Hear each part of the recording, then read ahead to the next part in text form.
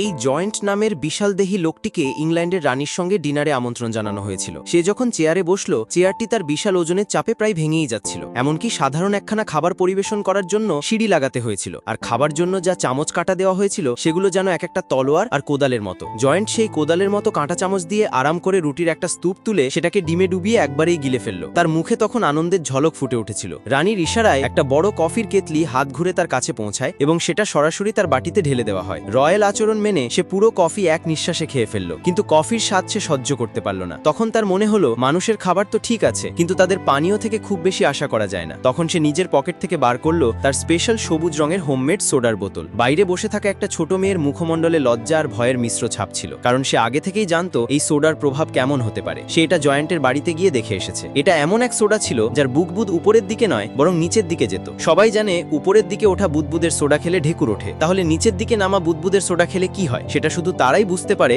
যারা সেটা নিজের চোখে দেখেছে। সেই মেয়েটা আজও ভুলতে পারেনি সেই দৃশ্য, আর আজ আবার জয়েন্ট সেই রহস্যময় সবুজ সোডা নিয়ে এসেছে। সে সেটা ক্রিস্টালের গ্লাসে ঢেলে সবাইকে অফার করে। ভদ্রতা রক্ষা করতে গিয়েই সবাই সেই গ্লাস নিয়ে ফেলে, এবং ঠিক সেই মুহূর্তে সবাই এক চুমুকে সেই সোডা খেয়ে ফেলে। কয়েক সেকেন্ডের মধ্যেই সবার মুখভঙ্গি অদ্ভুত হয়ে যায়। সবচেয়ে আগে একজন দাস কন্ট্রোল হারায়, তারপর সিকিউরিটি গার্ড, আর শেষমেশ রানী নিজেও নিজেকে সামলাতে পারে না। পুরো প্রাসাদে অদ্ভুত ধরনের শব্দ প্রতিধ্বনিত হতে থাকে। রয়্যাল কুকুরদের তৎক্ষণাৎ ঘর থেকে বের করে দেওয়া হয়। রানী গভীর একটা নিঃশ্বাস নেন। এই ডিপ্লোম্যাটিক ডিনার অবশেষে শেষ হলো। টিকটকে লাইক ভিউজ কিনতে চাইলে এই নাম্বারে হোয়াটসঅ্যাপ করুন।